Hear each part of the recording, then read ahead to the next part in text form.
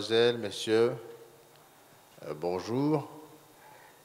Mesdames et Messieurs les panélistes, bonjour. Je voudrais d'abord remercier la CGECI pour avoir intégré ce panel dans ce grand événement de la CGECI Academy. Remercier aussi de m'avoir choisi pour conduire dans ce panel qui est celui qui va traiter de la santé. Nous savons tous la grande crise mondiale provoquée donc par ce virus. Cette crise mondiale qui a des conséquences aussi bien sanitaires, sociales qu'économiques, et donc qui a ébranlé le monde entier. Donc elle est intervenue de façon brutale pendant que personne ne s'y attendait. On l'a vu se manifester d'abord en Chine, et ensuite elle est arrivée en Europe, et la crise est arrivée, le virus est arrivé en Afrique et aussi en Côte d'Ivoire. L'OMS a parlé de pandémie, des dispositions urgentes ont été prises. Il a fallu tout de suite protéger les personnes en prenant des mesures de distanciation, des mesures d'hygiène. On est allé jusqu'à fermer les frontières, interdire, fermer des magasins, arrêter même les voyages, etc. Tout cela pour insister sur le drame provoqué donc par ce virus. Et c'est pour ça que nous allons aujourd'hui discuter justement de la prévention des crises sanitaires et dans le cas de la Covid, voir aussi quels sont les outils éventuels de résilience dans le cadre justement de la Covid-19. Et pour parler de ça, j'ai avec moi des panélistes que je vais vous présenter. J'ai juste à ma gauche, tout à côté de moi, le professeur Dosso Mireille. En réalité, dans notre monde médical scientifique, le professeur Dosso Mireille n'est pas quelqu'un à présenter. Elle est très connue, elle fait partie des grandes sommités en Côte d'Ivoire du monde médical, mais le devoir fait que je vais quand même vous la présenter à vous qui ne la connaissez pas. Professeur Dosso Mireille, bonsoir. Merci d'être là au nom de la CGECI et de prendre part donc à ce panel. Le professeur Dosso Mireille est la directrice de l'Institut Pasteur de Côte d'Ivoire. Elle assume cette fonction depuis 2004. Elle est responsable de l'enseignement de bactériologie-virologie à l'UFR des sciences médicales d'Abidjan. Elle est professeure titulaire de microbiologie à l'UFR sciences médicales d'Abidjan. Elle a fait son doctorat d'État, elle a un doctorat d'État en biologie humaine qu'elle a obtenu en 1988, un diplôme d'immunologie microbienne, un diplôme d'immunologie générale. Elle a aussi un certificat d'études spécialisées en bactériologie, un certificat d'études supérieures en génétique. Simplement, permettez que je m'arrête là pour dire qu'en matière de virologie, en matière de bactériologie, en matière d'immunologie plutôt, nous avons une personne qualifiée qui pourra donc répondre à nos préoccupations. Je voudrais aussi présenter M. Éric Nguesson, qui est à côté. M. Éric Nguesson est l'associé dirigeant du cabinet SNU Côte d'Ivoire. Il est également en charge du département juridique et fiscal d'SNU en Côte d'Ivoire et en Afrique francophone subsaharienne. M. Éric Nguesson est titulaire d'un Master 2 en fiscalité de l'Université de Cocody en partenariat avec l'Université de Toulouse 1. Il est conseiller juridique agréé de l'État de Côte d'Ivoire. Il a plus de 21 années d'expérience dans le conseil auprès des sociétés multinationales. Et j'en passe. Nous avons une personne avertie avec qui nous pourrons aborder l'aspect de la résilience dans le cadre de cette pandémie. À côté de M. Nguesson, j'ai M. Laurent Théodore. M. Laurent Théodore est le directeur général de Brassivoire. Il est diplômé de HEC Paris. Il a rejoint le groupe Heineken en 1999. Il a travaillé au sein de différents départements marketing et commerciaux de plusieurs pays européens, asiatiques et aussi aux États-Unis. En 2012, il devient directeur commercial de Brasco, filiale de Heineken au Congo, puis en 2014, Heineken au Vietnam. Depuis 2018, il est le directeur général de Brassivoire, Côte d'Ivoire. Merci beaucoup, M. Laurent Théodore, d'être ici avec nous. Je voudrais, à la suite de M. Théodore, présenter le docteur Kwasi Edith Clarisse, qui est conseiller technique au ministère de la Santé et de l'Hygiène publique. Docteur Edith Clarisse a fait son doctorat d'État en médecine en 2004 à l'université de Bouaké. Elle a une maîtrise professionnalisée en santé publique. Elle a eu à participer à plusieurs programmes, dont le programme pour le management et le développement au niveau du MDR Business School en Afrique, la formation en management et en leadership des hauts cadres de l'administration ivoirienne en vue de la conduite de l'amélioration et de la modernisation de l'administration publique à travers le projet CAP 2020. Elle a fait aussi la formation sur la gestion des marchés en santé ou Management Marketing for Health, organisé par le JFF. Depuis, comme je disais, avril 2020, elle est porte-parole du ministère de la Santé et de l'Hygiène publique et elle participe constamment au point de presse sur le dossier de la COVID-19.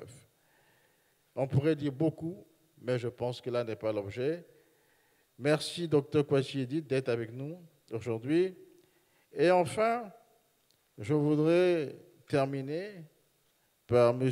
Thierry Rajaona. M. Thierry Rajaona, qui nous vient directement de Madagascar et qui est le président du groupe des entreprises de Madagascar. Il faut dire que M. Thierry Rajaona préside depuis mars 2020 le groupement des entreprises de Madagascar, ce qui est un peu l'équivalent de la Confédération générale des entreprises de Côte d'Ivoire. Il a été donc vice-président pendant 5 ans de ce groupement avant d'en être le président. Il a un long parcours dans le monde des entreprises et des affaires. Il a fondé la FTHM Conseil en 1994, qui est un cabinet de conseil en gestion et en organisation qui emploie actuellement une centaine de consultants permanents en occupant depuis 1997 la fonction d'associé gérant. M. Rajaona a créé en 2007, il a fondé Équation RH, qui est une société spécialisée en recrutement, mise à disposition et gestion de personnel et qui gère aujourd'hui un effectif de 2000 personnes. Et M. Rajaona, et M. Rajaona, et M. Rajaona, merci beaucoup, on n'en finira pas d'en parler. En tout cas, il est diplômé de HEC Paris, il est titulaire d'un master en gestion des organismes financiers et bancaires de l'Université de Paris-Dauphine et d'un master en droit international de l'Université de Paris-Assas. Merci. Voilà les personnalités avec qui nous allons échanger sur ces thèmes qui traitent justement de la prévention de la crise sanitaire et des outils de résilience cas de la COVID-19. Ceci dit, je vais commencer par le docteur Kwasi. Docteur Kwasi, je commence par vous parce que nous allons parler de santé, nous allons parler de crise, nous parlons de pandémie. Nous savons que cette crise est inquiétante. Alors, on voulait savoir quelle a été l'analyse et la réponse du gouvernement de la République de Côte d'Ivoire face à la crise sanitaire de la COVID-19. Merci, monsieur le modérateur. Merci, docteur Bouguifo. Avant tout propos, je voudrais remercier la CGC pour nous avoir fait l'honneur de nous inviter. Et au nom du ministre de la Santé et du jeune public que nous représentons, nous voulons dire merci à l'entreprise et saluer tous les panélistes ici présents. La COVID-19 est apparue brutalement, comme on dit, depuis fin 2019. Et le continent africain était le dernier continent à être touché par cette pandémie. Et la Côte d'Ivoire n'a pas fait l'exception.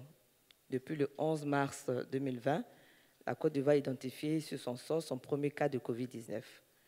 Je voulais simplement signaler qu'avant même que la Côte d'Ivoire n'identifie son premier cas, dès l'instant où la Côte d'Ivoire a appris l'existence de cette nouvelle maladie, cette nouvelle crise sanitaire, le plan qui avait été mis en œuvre, vous vous rappelez, quelques années plus tôt, de 2014 à 2016, Ebola. Donc, ce plan de riposte a été réactivé, mais il a été adapté à la suite en tenant compte de la réalité terrain qui était cette nouvelle maladie qui était méconnue de tous. Donc, le gouvernement s'est préparé, comme on dit, il a pris à sa juste mesure la crise qui était pandémique, qui faisait qu'au niveau social, économique et financier, tout était pratiquement à l'arrêt. Vous avez dit tantôt, il y avait des fermetures des frontières, aussi bien aériennes que terrestres, et aucun continent n'était épargné, et tout le monde faisait face à la crise en même temps. Et donc, ce plan a été réactivé, et vu l'impact social que cette crise comportait, qui va au-delà de la santé, le gouvernement a mis en place un plan national qui avait deux volets. Un volet social économique et un volet sanitaire dont je vais parler. Au départ, le gouvernement s'est inspiré de l'expérience de la Chine, puisque la maladie est venue de la Chine. Donc le premier plan, le plan intégré de 95 milliards que nous avons pendant longtemps annoncé, prenant en compte cette problématique parce qu'au début de la maladie, la Chine, en 3 mois, avait dû faire face à cette crise. Mais la réalité terrain était tout autre. Ça fait plus de 2 ans que nous sommes, pour ne pas dire, nous allons de 2020 à 2021 maintenant, 2 ans, peut-être même 3 ans. Nous ne savons pas quand la fin, comme vous avez dit, de la Covid. Mais le monde scientifique connaît un peu plus la maladie qu'il y a 2 ans. Donc, avec l'appui des partenaires de la Côte d'Ivoire, des entreprises citoyennes, le plan de riposte a été renforcé et le gouvernement a mis en place le dispositif pour pouvoir faire face à toute éventualité. Donc, des infrastructures appropriées ont été mises en place, qui ont commencé par Abidjan, puisque Abidjan, le grand Abidjan, faisait 95%, il fait toujours 95% de tous les cas diagnostiqués, donc épicentre de la maladie. Et l'intérieur du pays, un dispositif également est en place dans 11 localités, avec la mise en place de centres de prise en charge intégrés qui fait à la fois le diagnostic, le dépistage, le diagnostic, le traitement. La stratégie au niveau de la santé, c'était de dépister, diagnostiquer, traiter, isoler et tracer. Donc, c'est sur ces éléments-là que la lutte s'est focalisée. Au départ de la crise, il n'y avait pas encore de vaccin. Et quand le gouvernement s'est rendu compte qu'il y avait des vaccins, le gouvernement a usé de toutes a fait tout pour que la Côte d'Ivoire ait des vaccins. La Côte d'Ivoire était éligible à l'initiative COVAX. Et donc, 20% de la population devait être couvert par cette initiative-là. L'État lui-même était sur le marché pour aller chercher des vaccins. Et puis, il y a d'autres initiatives qui ont accompagné COVAX, c'est-à-dire AVAT, qui est une initiative de l'Union africaine à laquelle la Côte d'Ivoire également a adhéré. Et puis, il y a des dons divers de divers pays que la Côte d'Ivoire a reçus. À cette date, c'est-à-dire la date d'hier, au niveau sanitaire, la Côte d'Ivoire avait enregistré 61 252 cas de Covid diagnostiqués, 59 886 guéris, c'est-à-dire près de 97%. Je disais que la maladie était bien connue par les professionnels, qu'on peut féliciter. Nous avons malheureusement notifié 691 décès. Je voulais préciser que la troisième vague dans laquelle nous étions rentrés depuis août était la plus meurtrière. Environ 52% de tous les cas de décès diagnostiqués depuis le début de la pandémie en Côte d'Ivoire se situaient dans cette période-là. Et la plupart des personnes qui sont décédées n'étaient pas vaccinées ou alors présentaient des comorbidités.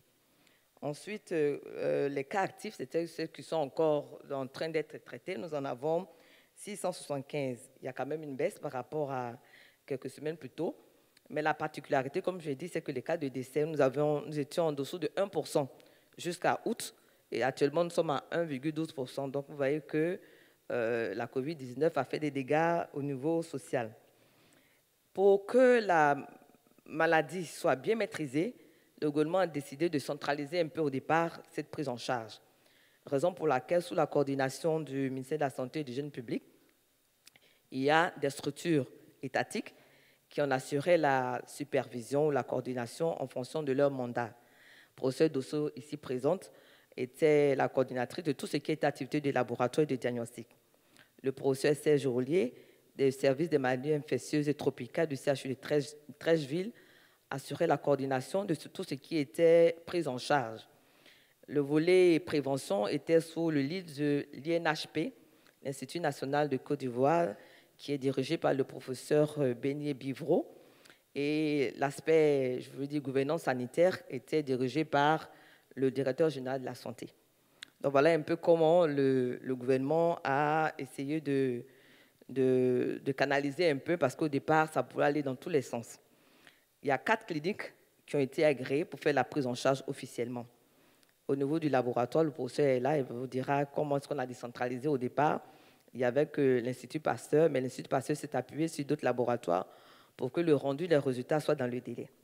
Donc voilà un peu le dispositif que le gouvernement a mis en place. Et au jour d'aujourd'hui, quand vous parlez des résidences, si demain, nous prions tous que la Covid est loin derrière nous, nous avons un acquis d'au moins 1000 lits, dont 200 lits de réanimation, ce qui n'était pas le cas avant la Covid, qui sont disponibles, dont la moitié à Abidjan.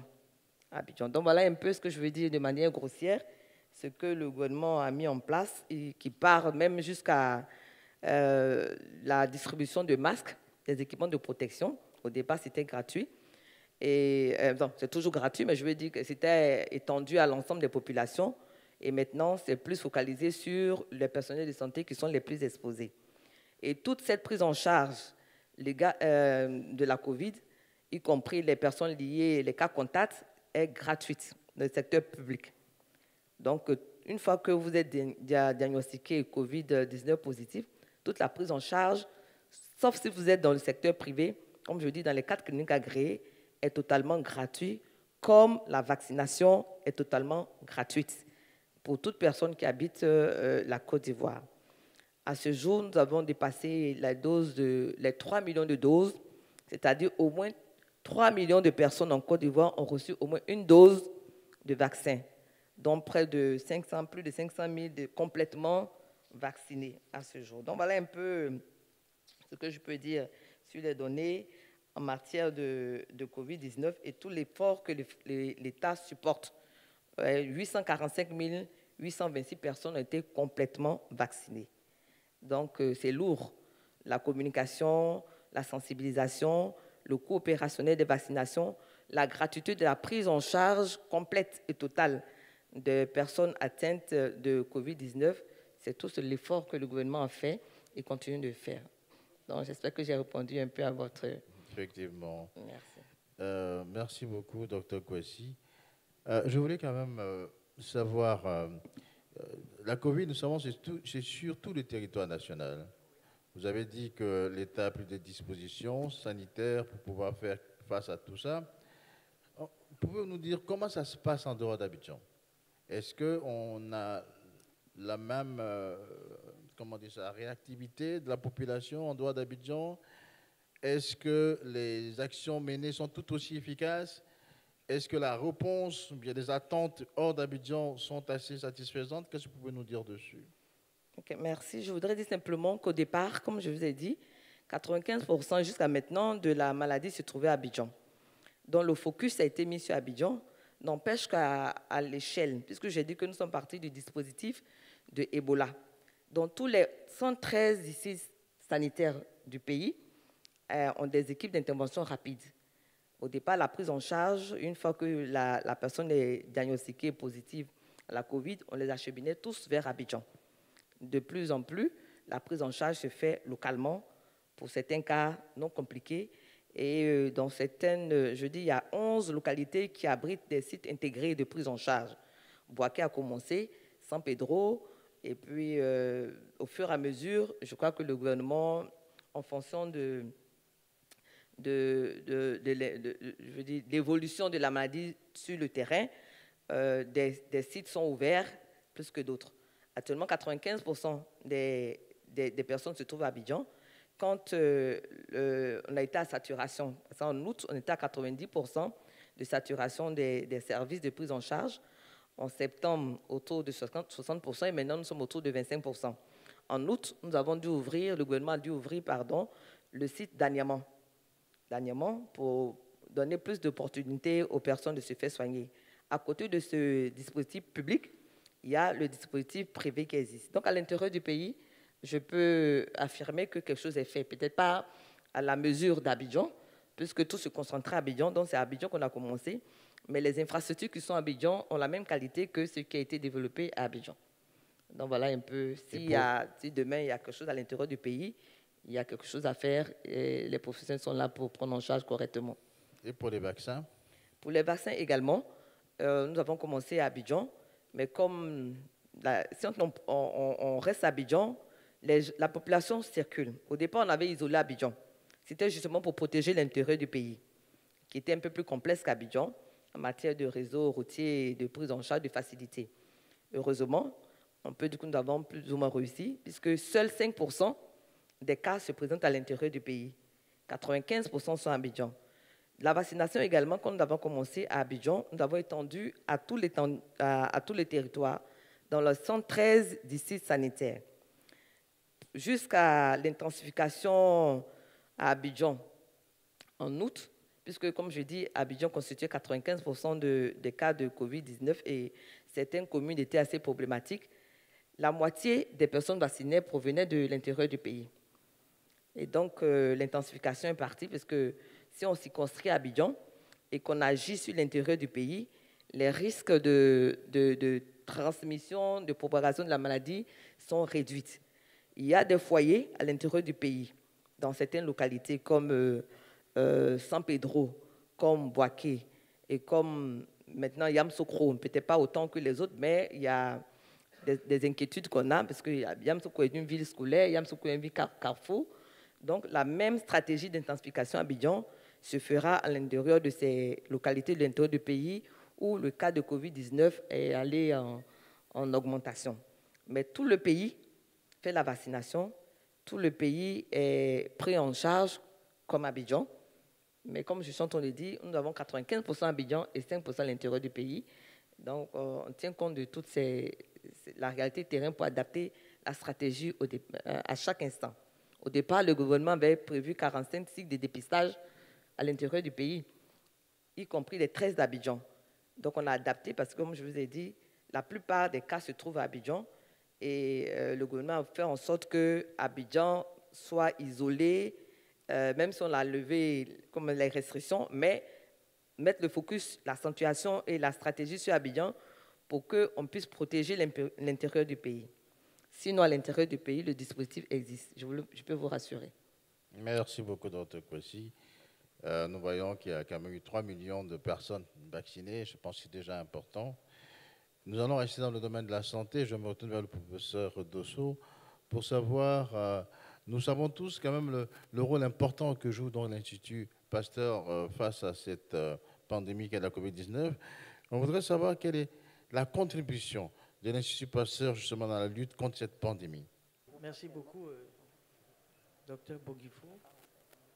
Avant de répondre peut-être à votre question, je voudrais également remercier la CGCI de son invitation et surtout de la considération en ce qui nous concerne parce que nous sommes dans la lutte contre le Covid depuis maintenant 2 ans. Remercier aussi les panélistes qui sont là avec nous et remercier les participants à cette session. Alors, je suis très content de l'opportunité qui m'est faite d'expliquer un tout petit peu la place de l'Institut Pasteur de Côte d'Ivoire dans le dispositif de riposte de la Covid, mais pas seulement de la Covid, de toutes les épidémies en général en Côte d'Ivoire, qui sont beaucoup moins importantes que la pandémie que nous avons à l'heure actuelle. L'Institut Pasteur de Côte d'Ivoire a 50 ans. Il a été créé, enfin, il est fonctionnel depuis 1972 et il est né de la volonté de feu le président Houphouët-Boigny de lutter contre les épidémies. Parce qu'il avait été très choqué par les nombreuses épidémies de fièvre jaune qui ont occasionné le transfert de la capitale de Grand-Bassam à Bingerville.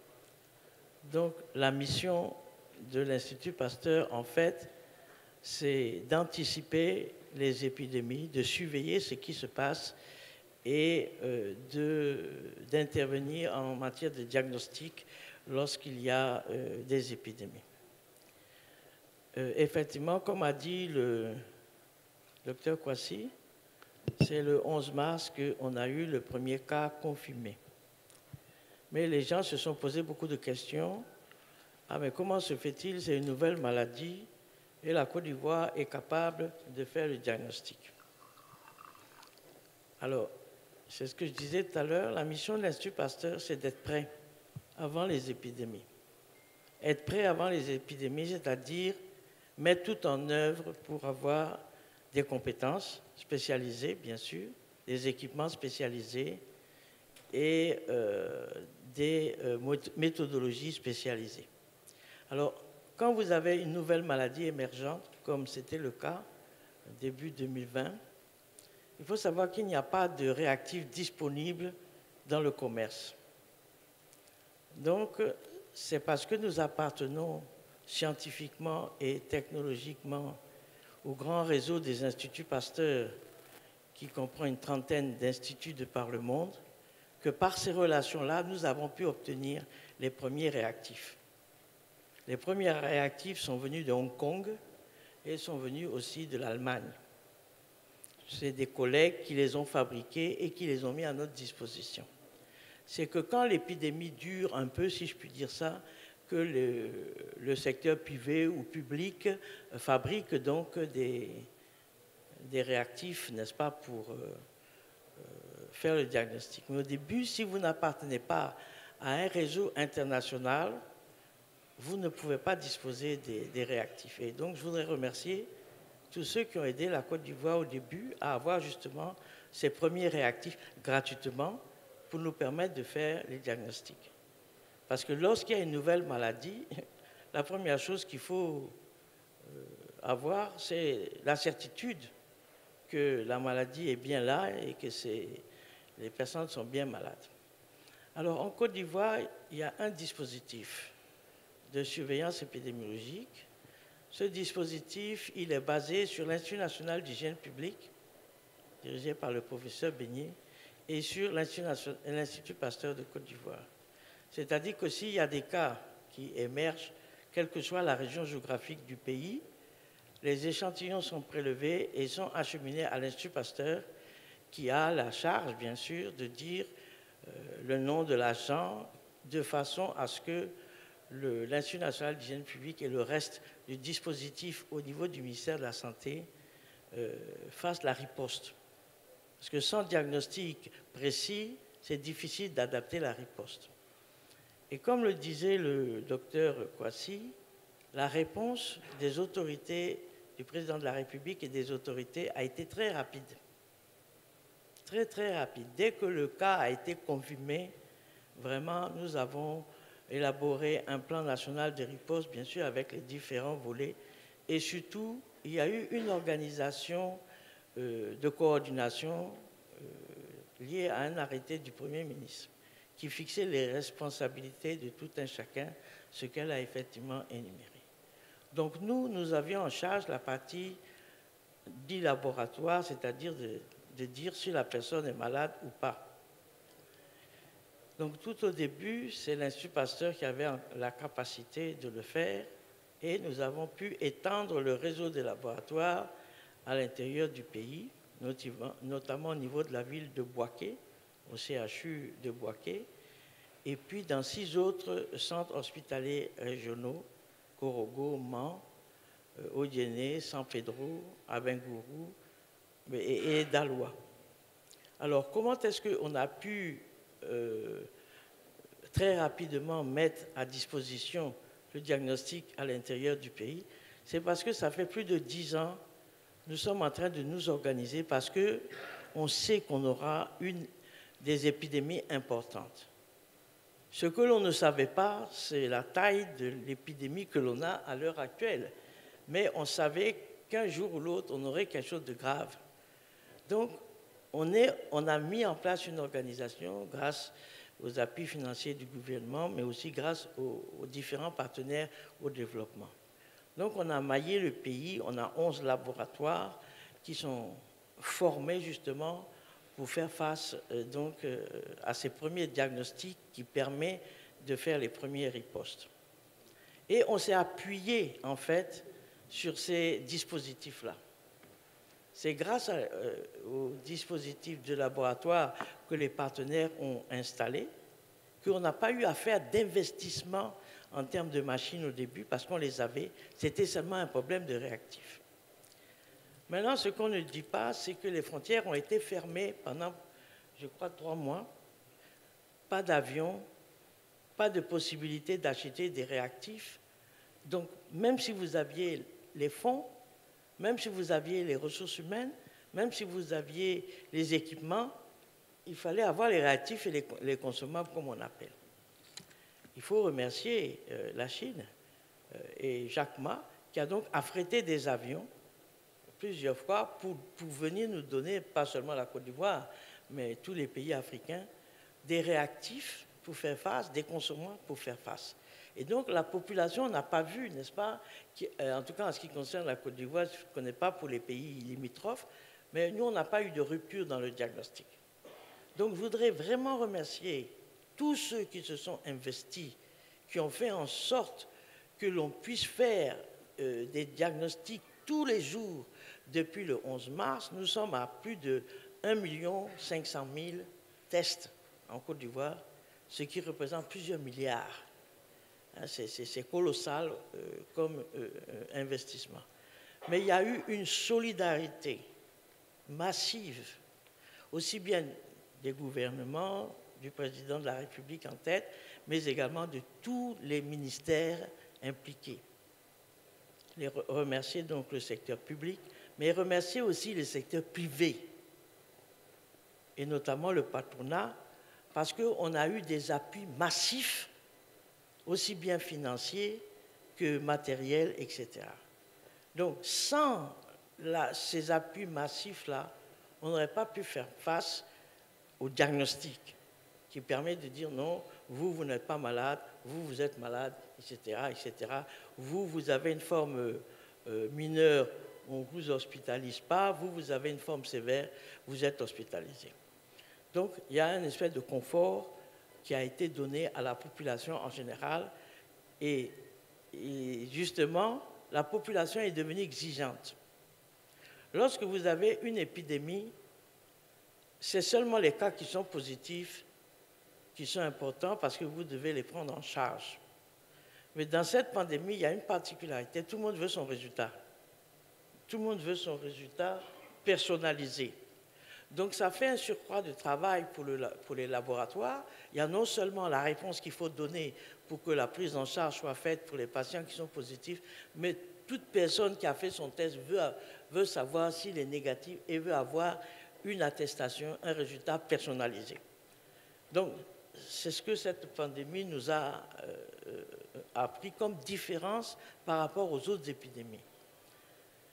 C'était en même temps de la médecine, je dirais, de surveillance et puis de la médecine individuelle.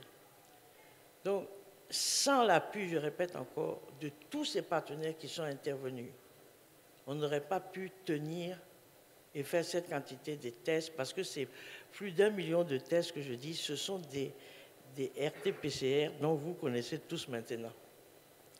Maintenant, il y a eu d'autres tests, il y a les tests antigènes, il y a les tests sérologiques, etc. Mais c'est des sommes d'argent très importantes.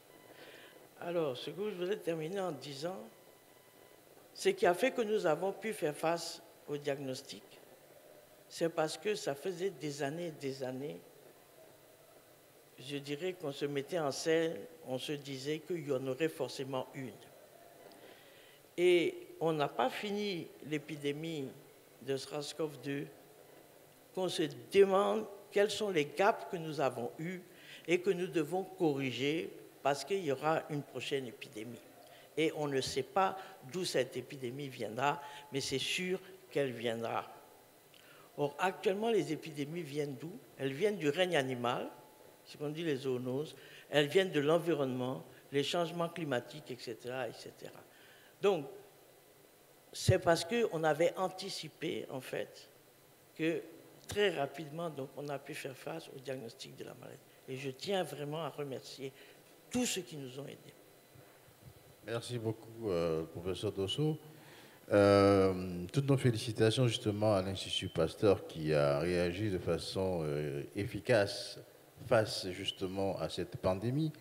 Mais de nombreuses questions subsistent toujours, professeur Dosso, et surtout dans le monde des entreprises, on se demande de quoi sera fait demain. Et il faut savoir qu'on parle de temps en temps de mutants. Ce qui veut dire que, est-ce qu'avec un mutant, le vaccin qui est en cours est valable, il n'est plus valable? Est-ce que ça ne remet pas les choses totalement en cause? Quel est le cas de la Côte d'Ivoire, professeur Dosso? Merci beaucoup. Effectivement, tout le monde sur les réseaux sociaux, partout, radio, télé, on parle de variants. En fait, c'est des mutants tout bêtement. Hein. Bon, mais c'est un nouveau mot que les gens utilisent. Donc la grande question, c'est ça. Est-ce que les variants qui circulent en Côte d'Ivoire, la vaccination qui est entreprise, est-ce que ça protège contre ces variants? Alors, il y a deux façons de le savoir. Soit vous envoyez tous vos échantillons à l'étranger, et puis vous répondent ce qu'ils ont envie de vous répondre, ou bien vous montez un laboratoire de séquençage pour faire ici dans le pays, lequel laboratoire servira à d'autres maladies, pas seulement au Covid. Donc, grâce au plan national de riposte, on a pu monter un laboratoire de séquençage. Le laboratoire de séquençage revient à 1,5 milliard. Et donc, on surveille régulièrement les variants pour pouvoir donner cette réponse-là, justement. Est-ce que les vaccins qu'on fait, c'est efficace ou pas? Alors, ça aussi, ça coûte très cher, vous voyez, ne serait-ce que les équipements et les infrastructures, mais également les réactifs. Et ce pas qu'on a fait pour étudier les variants du Covid, en fait, va servir à tous les autres agents pathogènes. Donc, la pandémie Covid a permis de faire un bond technologique. Merci beaucoup, professeur Dosso. Comme on le sait, c'est une pandémie qui a eu des conséquences graves, aussi bien sur le plan sanitaire que sur le plan économique. Et les entreprises ont été sérieusement secouées et ont dû prendre des mesures drastiques pour pouvoir faire face justement aux exigences économiques provoquées par cette pandémie. On sait que dans certains pays, on a parlé de télétravail, on a mis les travailleurs sont restés à la maison, on parle de confinement, il y a beaucoup de choses qui se sont faites. Je voudrais demander à M. Laurent Théodore, qui est directeur général de Brassivoire, de nous dire comment son entreprise a vécu justement cette pandémie, cette grande crise. Quelles sont les dispositions qui ont été prises à l'intérieur de cette entreprise? Qu'est-ce qui a été fait d'un côté, non seulement pour protéger les malades, les employés vis-à-vis de la maladie, mais aussi de sauver l'entreprise vis-à-vis de la crise? Est-ce qu'il y a eu réduction du personnel? Quelles sont les décisions qui ont été prises au niveau de Brassivoire? Merci beaucoup. Avant de commencer mon propos, je tiens vraiment à remercier la CGC Academy et je suis très honoré d'être à côté de Madame Kouassi et aussi Madame Dosso, parce que l'INHP et l'Institut Pasteur ont joué un rôle clé dans la lutte contre la pandémie et Brassivoire a eu votre soutien à de nombreuses reprises et je tiens en présence de tous à très très sincèrement vous remercier, vous et vos équipes, pour ce que vous avez fait. Vraiment très très très très apprécié. Alors en ce qui concerne Brassivoire, quand la crise a commencé et même avant que la Côte d'Ivoire soit touchée, puisque Brassivoire fait partie du groupe Heineken et donc on avait déjà des filiales du groupe Heineken qui opéraient dans des pays comme la Chine qui étaient déjà impactés. Donc avant même que la pandémie touche la Côte d'Ivoire, on avait déjà on va dire, des signaux venant de notre siège pour justement nous organiser, prioriser les actions et nous adapter.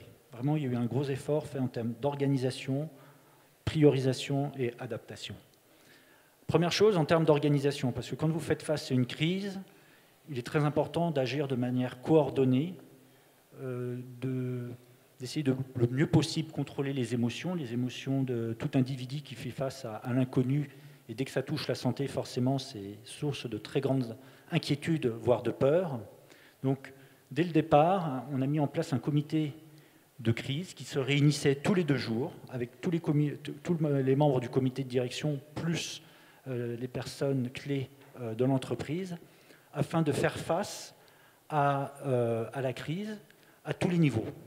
Tout d'abord en termes de santé, je vais en dire 2 mots par la suite, en termes de communication à la fois en interne vis-à-vis de nos employés, de communication vis-à-vis de nos fournisseurs, de nos clients, qu'ils soient distributeurs, qu'ils soient sous dépôt, que ce soit des maquis, et aussi communication avec nos partenaires, les banques, nos transporteurs, afin de justement s'adapter au nouveau contexte qui était inconnu pour tous et afin de, évidemment, pérenniser l'activité de l'entreprise. La première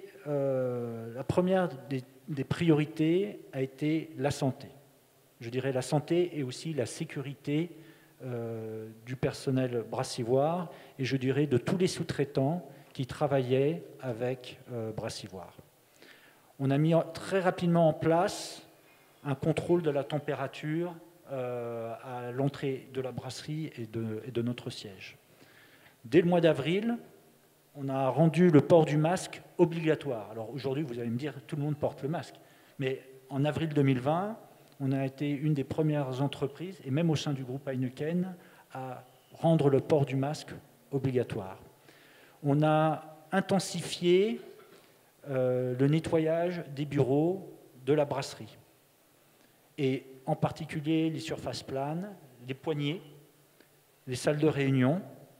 Et bien évidemment, on a mis en place tout ce qui était barrière sociale, c'est-à-dire mesures de distanciation sociale, entre 1,50 m et 2 m entre chaque individu. Donc là aussi, pour les réunions, on a espacé, justement, on les a espacés, on a fait en sorte de les réduire au maximum afin que, justement, nos employés soient en pleine santé.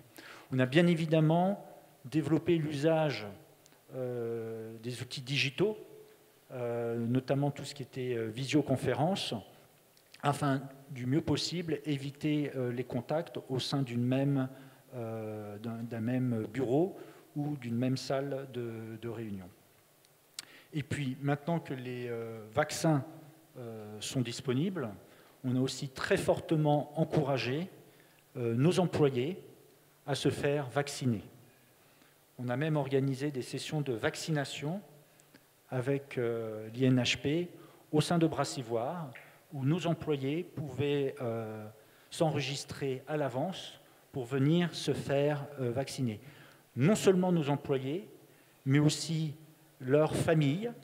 Et on a aussi ouvert ces séances de vaccination aux prestataires qui opéraient sur la brasserie, donc des opérateurs, des trieurs de bouteilles, des sous-traitants, eux aussi pouvaient venir se faire vacciner à Brassivoire.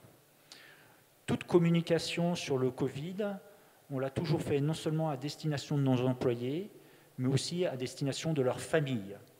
Parce qu'on s'est aussi très rapidement aperçu qu'il n'y avait quasiment pas d'infection sur le lieu de travail, puisqu'on avait été très strict en termes de mise en place de mesures barrières, mais on s'est aperçu que dans le cadre privé, il y avait des infections. Et donc c'est là où on a vraiment fait un énorme effort de sensibilisation auprès de nos équipes, afin que, non seulement dans le cadre professionnel, mais aussi dans le cadre privé, ils fassent très attention.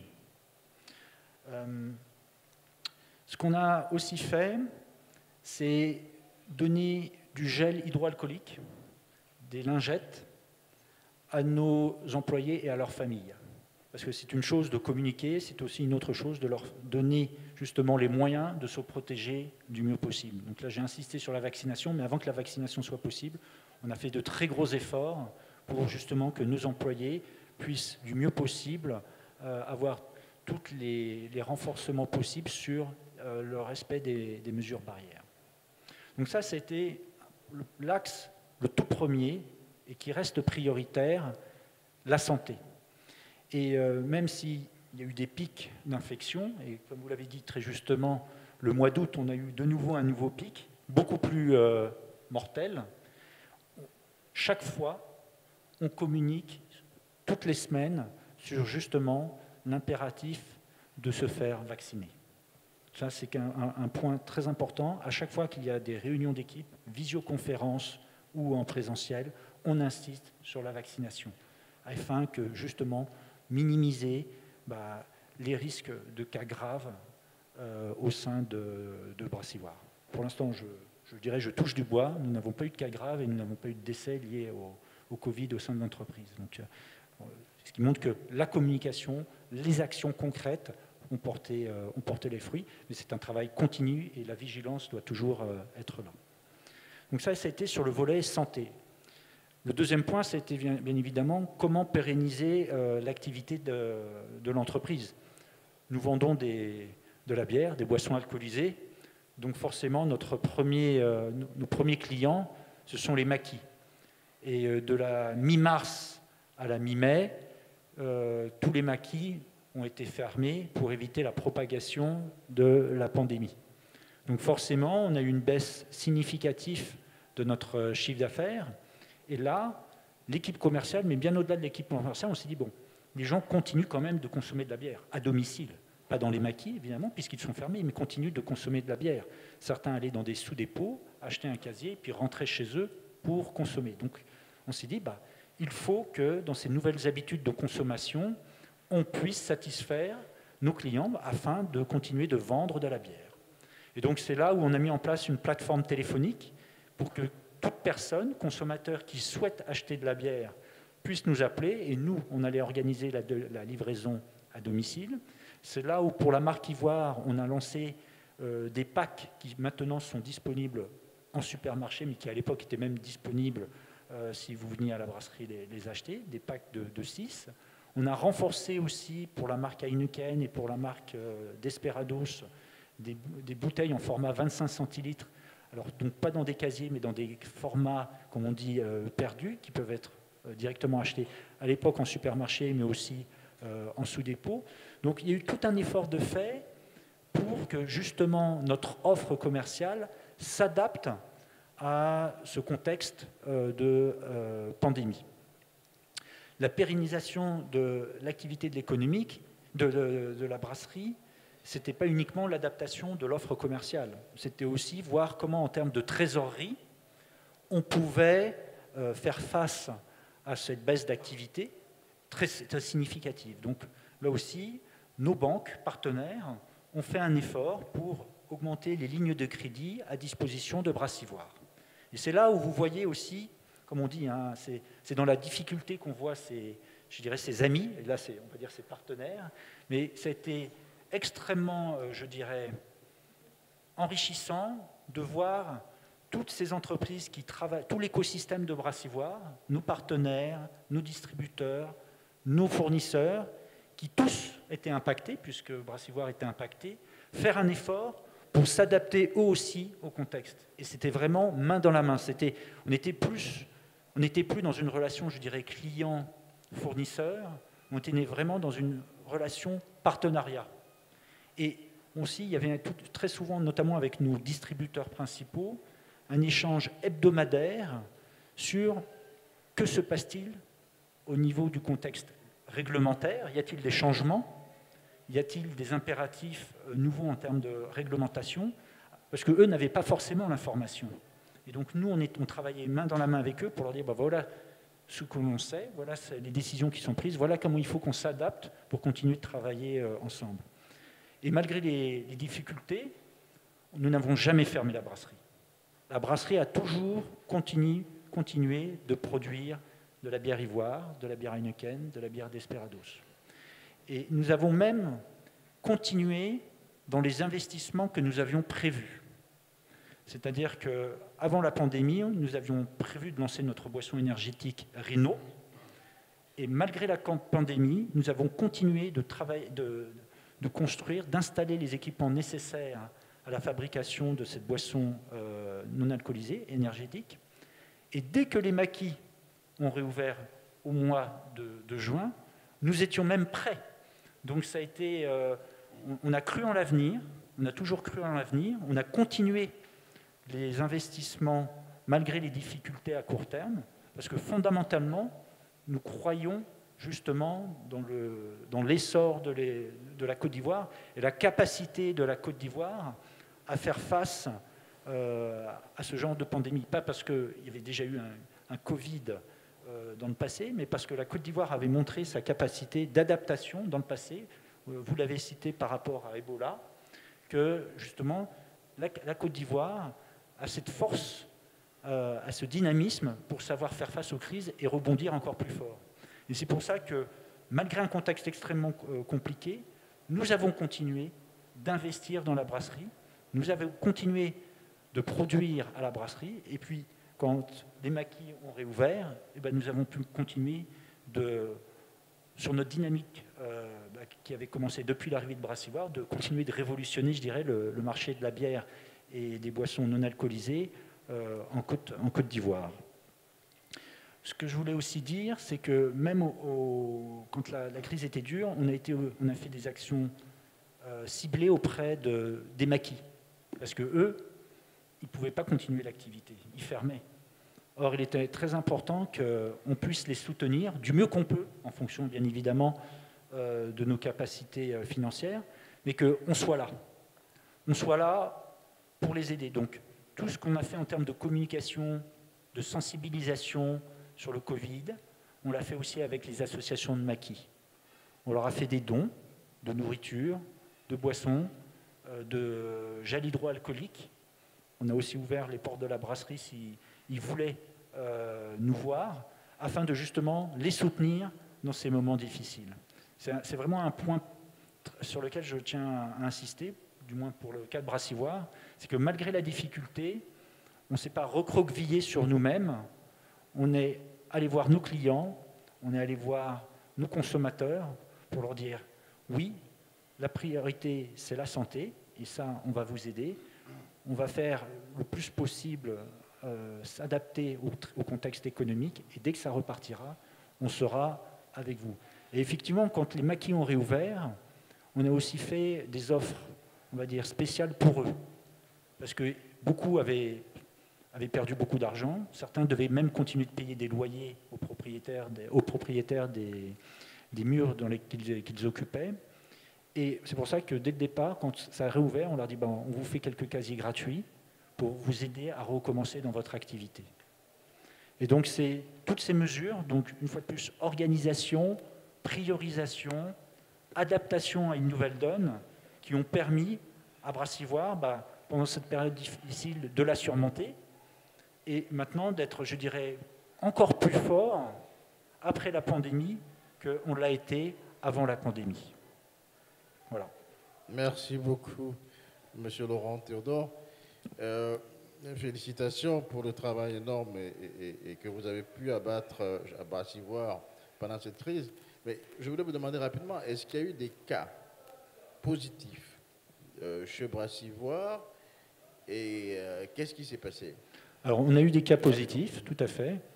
26, pour être tout à fait transparent. Soit sans symptômes, soit avec des symptômes légers. À Brassivoire, on a un centre médical intégré. Dans notre brasserie, on a un centre médical intégré.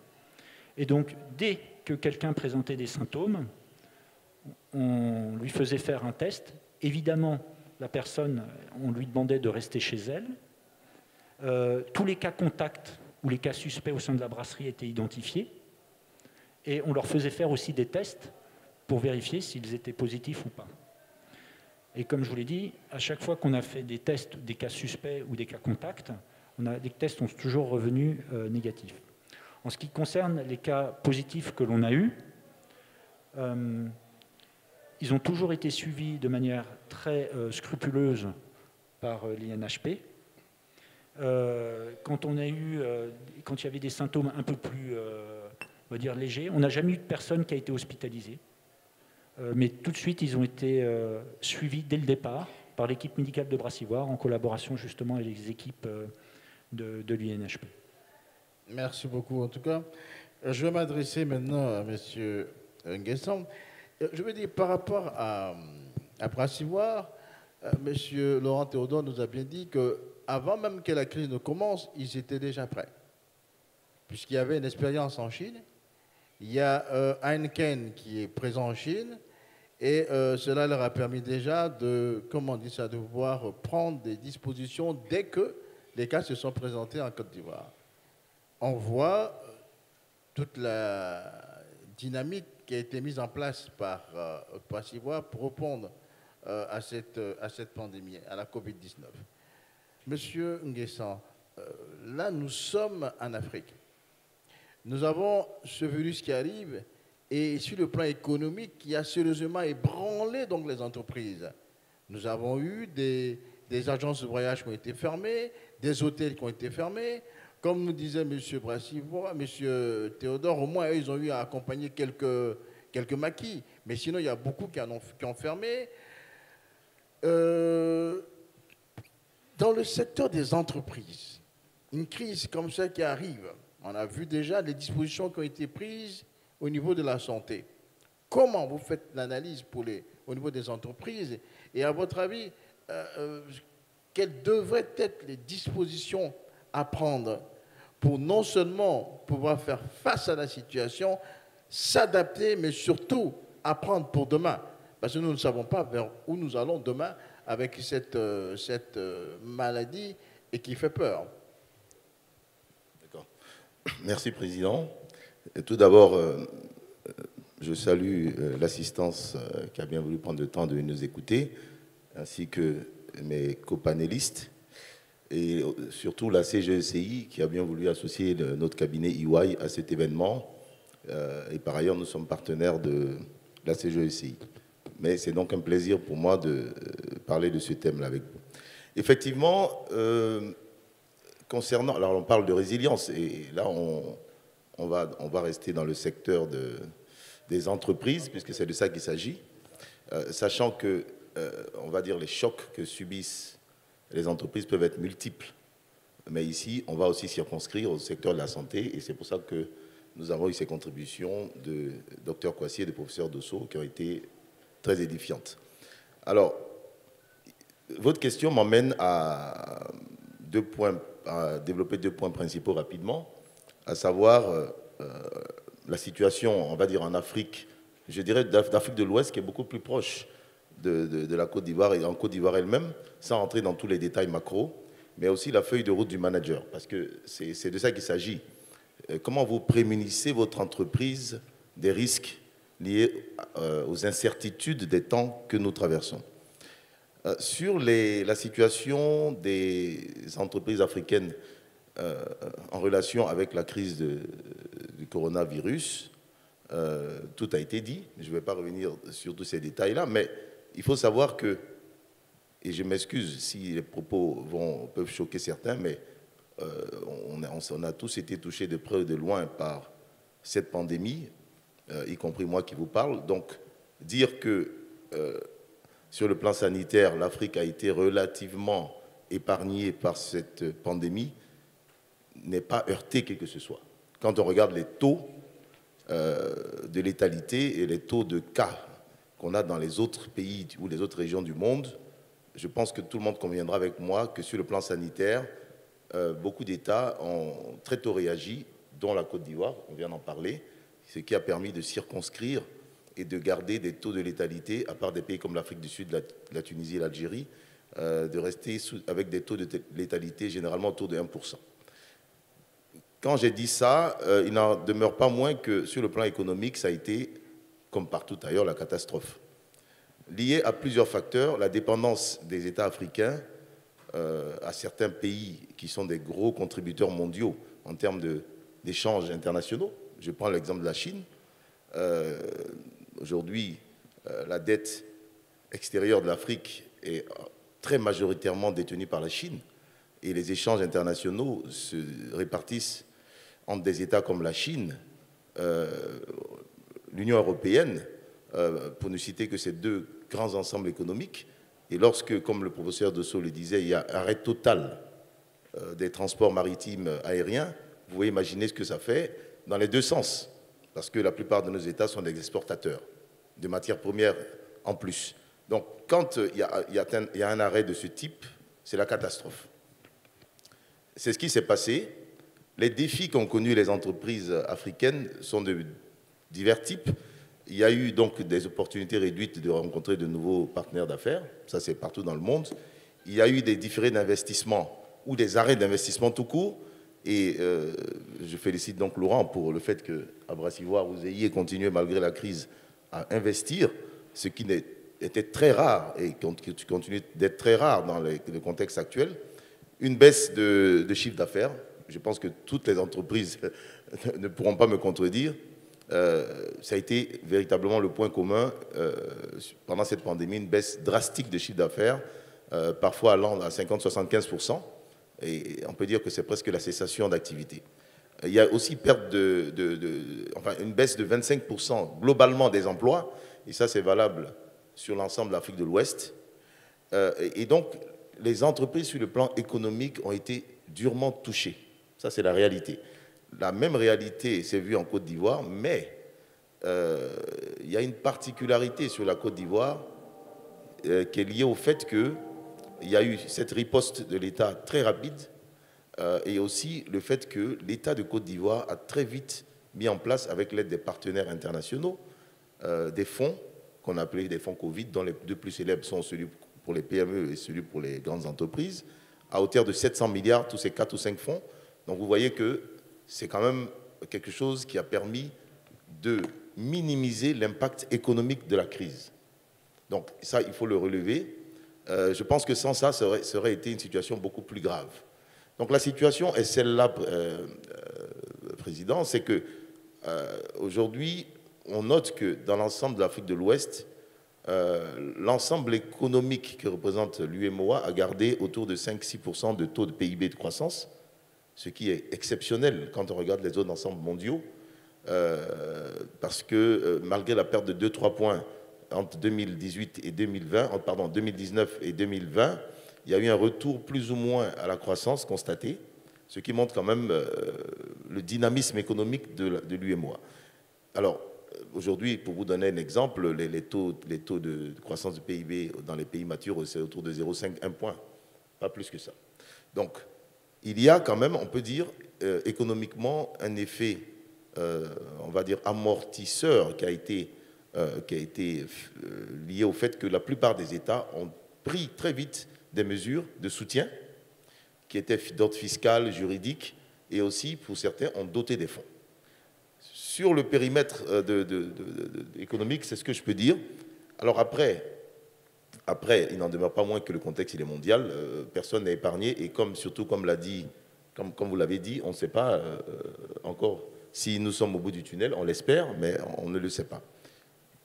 Donc après, pour répondre à l'autre volet de votre question, à savoir quelle est la feuille de route, on va dire, du bon manager, c'est-à-dire celui qui, sachant qu'on lui a confié les rênes d'une entreprise, doit prévoir le présent et le futur.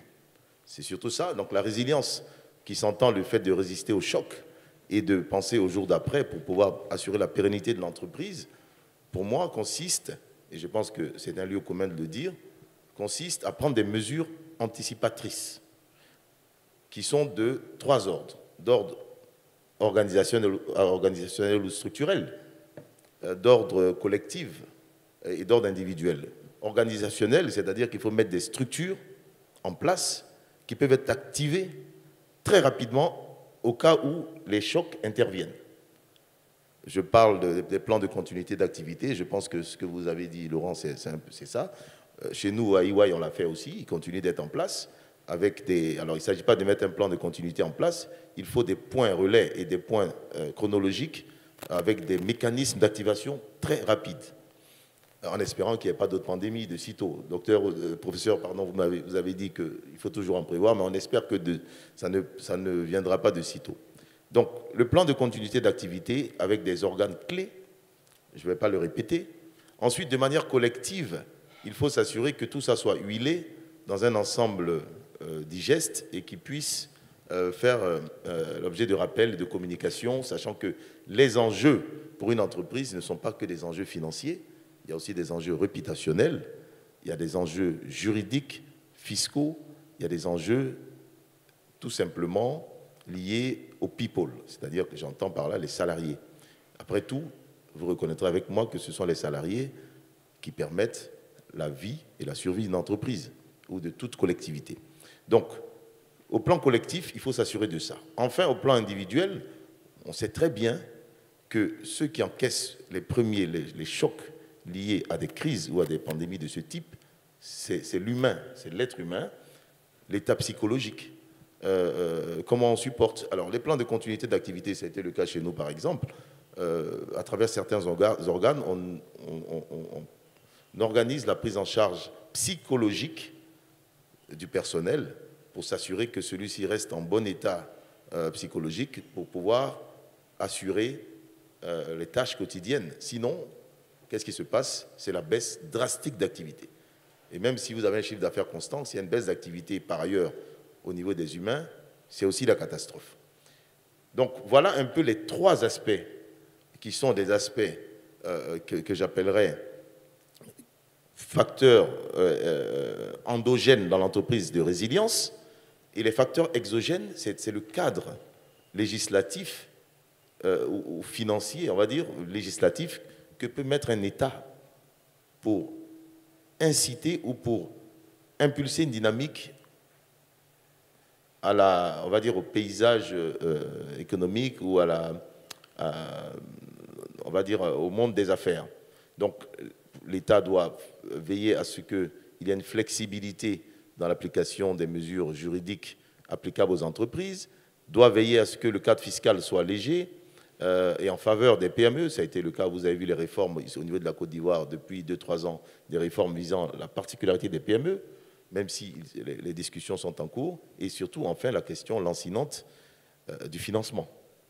Donc, il ne m'appartient pas de commenter en détail tous ces points-là qui sont aujourd'hui étudiés, mais ce que je veux dire par là, c'est qu'il y a des facteurs exogènes et des facteurs endogènes qui, avec le travail fait par le leadership dans une société, vont amener à cette résilience qui est aujourd'hui un choix de gestion qui s'impose.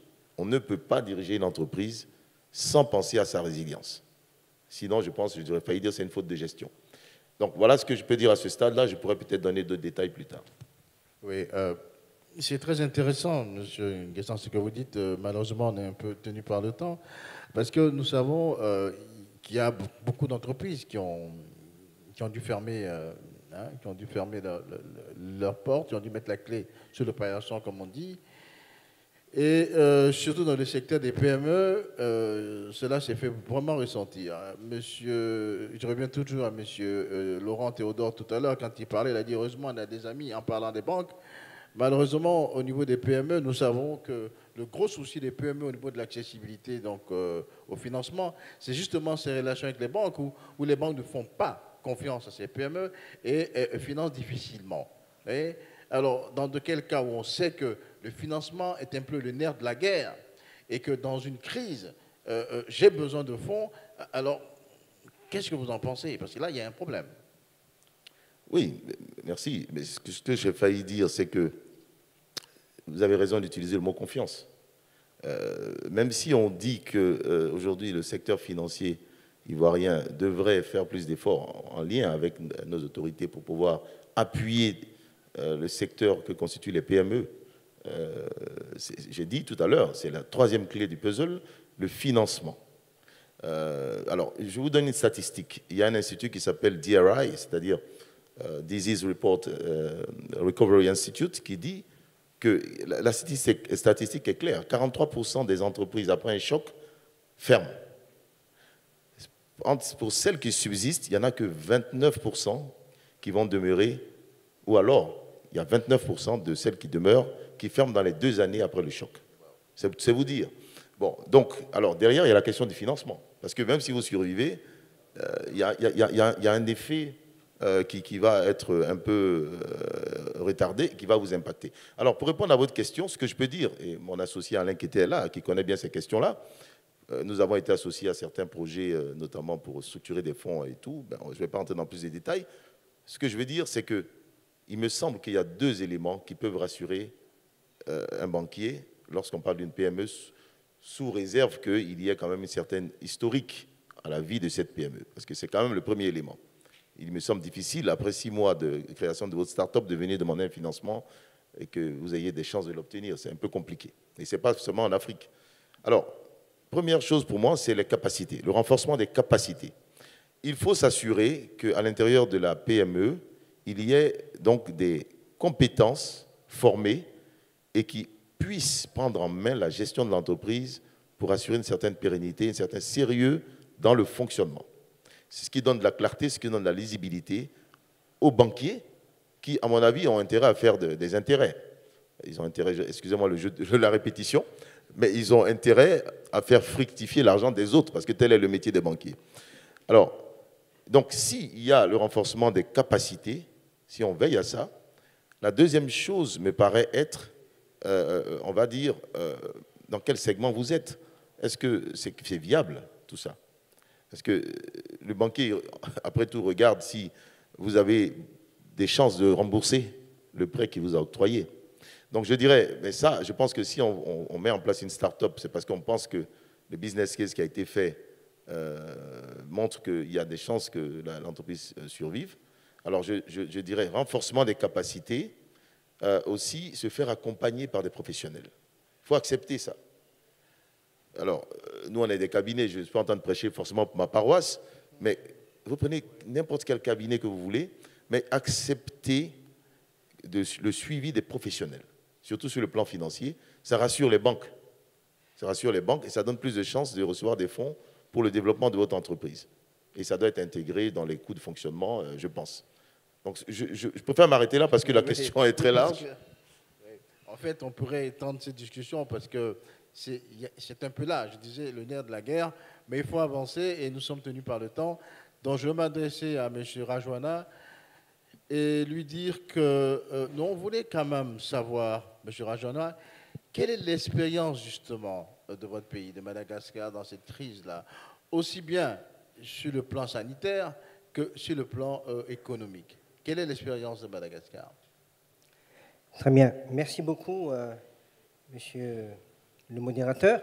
Tout d'abord, je voudrais remercier le CGI, en la personne de monsieur le président qui est là, de m'avoir donné la possibilité de faire partie de ce panel. Et j'avoue que je suis doublement heureux.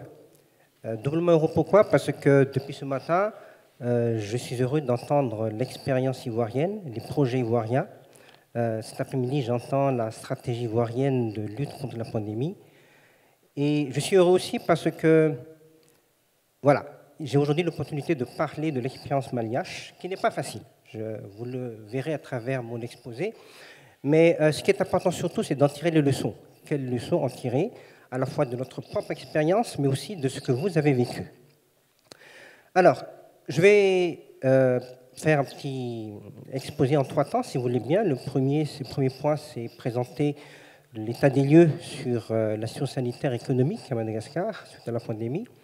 Le deuxième point, c'est quelles sont les dispositions qui ont été prises, ou qui n'ont pas été prises d'ailleurs. Et puis, troisième point, quelles sont les leçons que nous tirons de tout ça.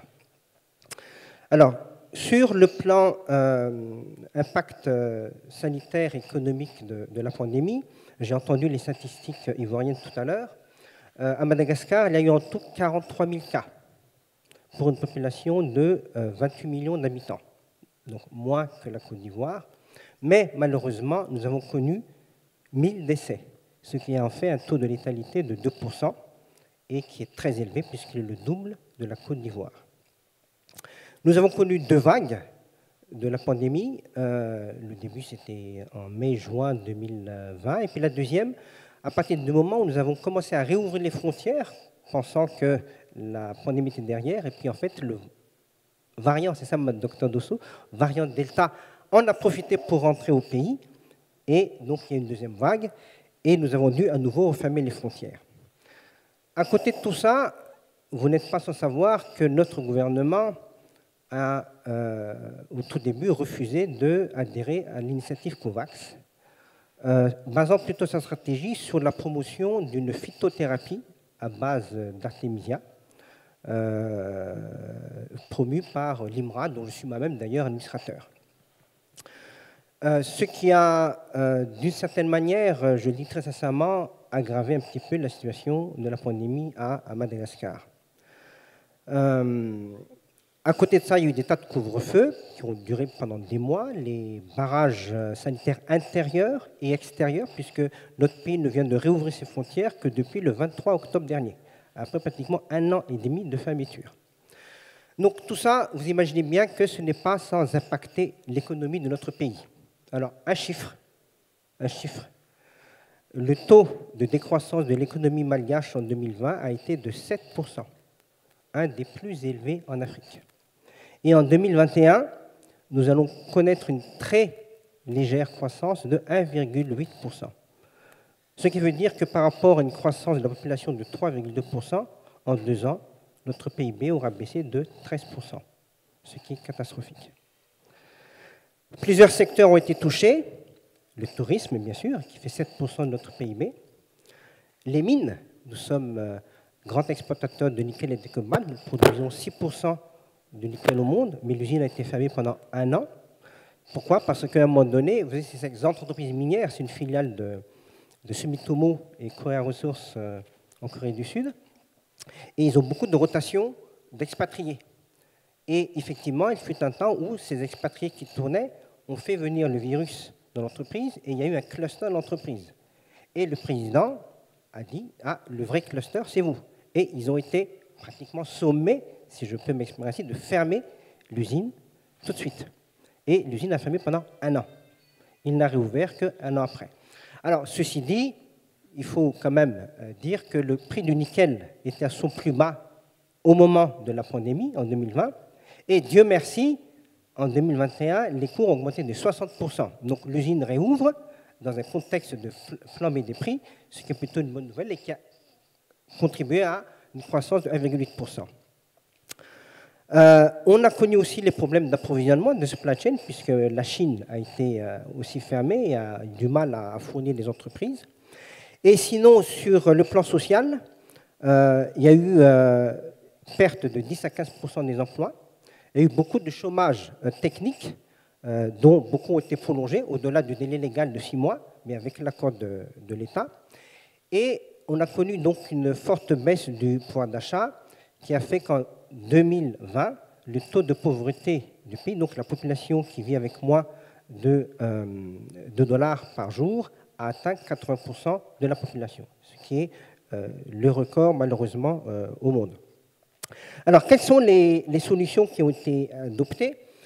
Alors, je dois dire, et je fais référence à ce qui s'est passé en Côte d'Ivoire, qu'au tout début de la pandémie, nous avons souhaité et nous avons eu un dialogue avec les ministres en charge du secteur privé, le ministre des Finances, et avec les partenaires techniques financiers pour élaborer un plan de relance sociale et économique. Et assez rapidement, en un mois, nous avons élaboré un plan qui correspondait à peu près à 5% du PIB national. Et nous étions assez optimistes parce que tout le monde, les ministères et les PTF étaient d'accord pour le financer.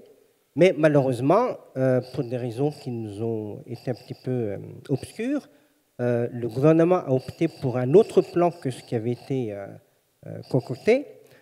Et in fine, le plan, ce qu'on appelle multisectoriel d'urgence, a été réduit pratiquement de moitié. Donc au lieu de 5% du PIB, c'est 2,5% du PIB. Et l'appui à l'économie a été la partie congrue, je dirais, de ce plan d'urgence, malheureusement. Et ceci, sans doute, explique la forte décroissance de l'économie au cours de cette année. Voilà en quelques mots le résumé de ce qui a été pris. Nous, au niveau du GEM, du patronat, nous avons été à l'initiative de deux actions. La première, c'est qu'à notre demande, nous avions demandé à l'État d'apporter des allocations chômage pour le personnel déflaté, mais malheureusement, l'État a refusé. Il a dit non, on n'a pas d'argent pour ça. Donc, j'ai fait un appel à tous nos membres de mettre en place un basket fund pour montrer notre solidarité avec le personnel déflaté, en particulier des PME, des petites entreprises. Et je dois dire que ça a été tout un succès parce qu'il y a eu vraiment un élan de solidarité et qui nous a permis de soulager effectivement ce problème-là. Le deuxième point que nous avons également pris comme initiative, c'est que je vous ai parlé tout à l'heure de l'État qui a refusé d'adhérer à l'initiative COVAX. Et avec l'accord du ministère de la Santé, nous avons demandé à pouvoir importer en direct avec l'association des grossistes pharmaceutiques et importateurs de médicaments des vaccins pour le secteur privé. Donc l'État a donné son accord, mais à notre grande surprise, peu de temps après, l'État a renoué avec l'initiative COVAX et donc nous avons finalement abandonné notre initiative d'apporter directement. Voilà, donc aujourd'hui, quelles sont les leçons que nous devons tirer de cette expérience assez difficile que je viens de vous décrire? Le premier, alors au risque d'être provocateur, mais on a constaté que l'impact socio-économique était bien plus important que l'impact social, sanitaire. Et la question que je nous pose, c'est que est-ce que le jeu du confinement valait-il vraiment la chandelle? Est-ce que ça valait de sacrifier l'économie pour la protection sanitaire? Le deuxième point, c'est qu'il est évident que même dans les pays pauvres comme Madagascar, un minimum de soutien aux entreprises est nécessaire. On l'a bien vu dans le cas de la Côte d'Ivoire. Parce que si on ne le fait pas, on retarde la relance dans une crise d'une telle ampleur. Le troisième point, c'est que pour un pays aussi extraverti de Madagascar, pratiquement 50% de notre PIB est lié au commerce international, il me semblait important de compenser la chute de nos exportations par la production locale pour le marché local. Parce que le marché local, il est là, il attend, et les entreprises, ils n'attendaient que d'être soutenues pour alimenter ce marché local. Quatrième point, je voudrais aussi signaler quand même l'impact positif du télétravail qui a été développé dans bon nombre de sociétés de services, parce qu'on a constaté qu'il impacte sur la pollution, qui a beaucoup baissé à Tananarive, et sur le bien-être des travailleurs. Pour prendre mon exemple précis de mon entreprise où je fais du conseil, nous avons adopté de façon définitive et structurelle le télétravail, donc 80% de notre, au choix, mais 80% de notre personnel aujourd'hui est en télétravail. Et il y a lieu de constater que ce principe de l'application du télétravail n'a pas forcément contribué à faire baisser les coûts de l'entreprise. Nous avons réduit nos loyers, mais à côté, nous avons eu beaucoup de dépenses liées à la communication, data, connexion data, etc. Cinquième leçon que nous tirons, nous, Madagascar, c'est qu'il y a lieu de renforcer les investissements publics dans la santé. Nous avons un taux de natalité le double que le vôtre. Pourquoi?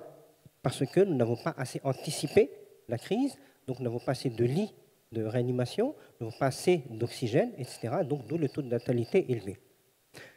Et sixième point, et je pense que le docteur ne me contredira pas, mais il me paraît important de focaliser la vaccination sur la population urbaine. Hein, contrairement à dire, on va d'abord vacciner les vieux, les doubles maladies, etc. Et pour Madagascar, ça fait à peu près 20% de la population. Et c'est bien dans les villes où il y a la promiscuité que le virus s'est propagé. Septième leçon, et là je parle sous le contrôle des grands médecins que j'ai ici, mais à un moment où nous tâtonnons sur les vaccins, parce qu'on ne sait pas encore comment ça va évoluer, la pharmacopée reste une option qui me reste à considérer. Parce qu'elle est relativement efficace. Donc nous, le CVO+, hein, dont vous avez entendu parler, il est prouvé avec ces cliniques qu'il est assez efficace pour les maladies légères et modérées. Pas pour les cas graves, mais pour les maladies légères et modérées. Et enfin, dernier point, je pense que pour les entreprises, il était tout à fait important de sentir de la part des autorités qu'ils souhaitent vraiment réduire l'incertitude économique parce qu'elle est anxiogène. Le fait que nous, on était là à l'écoute de notre président tous les 15 jours, est-ce que l'état d'urgence sanitaire va continuer? Est-ce que les frontières vont être fermées? Est-ce que les couvre-feux vont continuer? Sans aucune perspective à long terme, pour nous, ça a été vraiment anxiogène. Aujourd'hui, nous soufflons, mais il nous paraissait important que, même si on peut se tromper, hein, d'avoir des orientations qui peuvent être réajustées, mais l'incertitude, vraiment, elle est très anxiogène. Voilà un peu les partages que je voulais faire. Merci beaucoup. Merci beaucoup, Monsieur Rajwana. Je pense que nous avons, à travers vous dire, compris un peu ce qui s'est passé dans votre pays. Il y a beaucoup de choses à dire dessus, mais je pense que malheureusement, nous avons dépassé le temps qui nous était imparti. On devait finir notre rencontre à 16h. Je crois qu'il est 16h10, 16h15. Donc, il y a d'autres panels. Donc, je voudrais, à votre nom à tous, d'abord vous remercier au nom de la CGECI pour avoir répondu à l'invitation, pour échanger sur ce sujet qui nous paraît très important.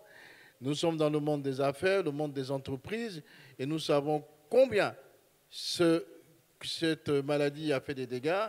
Il fallait donc qu'on puisse échanger avec en première ligne nos amis du secteur médical qui sont donc les premiers concernés par cela et qui doivent qui doivent prendre toutes les dispositions nécessaires pour qu'on arrive non seulement à contenir la maladie, à soigner ceux qui souffrent, et aussi à nous rassurer, parce que dans les entreprises, on voudrait savoir comment les choses se passeront demain, et aussi remercier vous qui êtes là, M. Guessan, M. Théodore Laurent, parce que vous êtes dans les entreprises, c'est l'autre côté, l'autre volet de la chose, où il y a eu un coup qui a été pris. Beaucoup d'entreprises sont malheureusement dû fermer, mettre la clé sous la porte. De l'autre côté, comme on nous l'a dit tout à l'heure, je crois, il n'y a que 43% qui font quoi, là, je ne sais plus,